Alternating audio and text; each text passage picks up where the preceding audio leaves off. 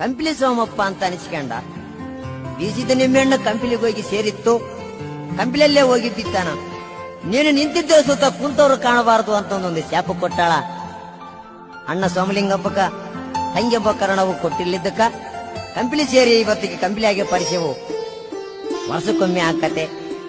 ಅಲ್ಲಿಂದ ಅಬೋಬಲಂ ಪೆನ್ನೋಬ್ಲೇಸಿಂದ ಜಾತ್ರೆನೂ ವರ್ಷಕ್ಕೊಮ್ಮೆ ಆಕತೆ.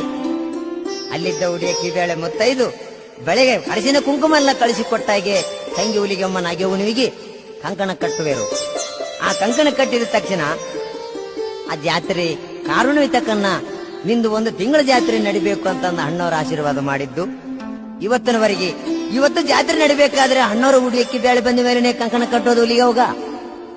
ಆದ್ರೆ ಮುಂದೆ ಏನಾಯ್ತು ಎಂಬುದು ಕೇಳಣ್ರಿ.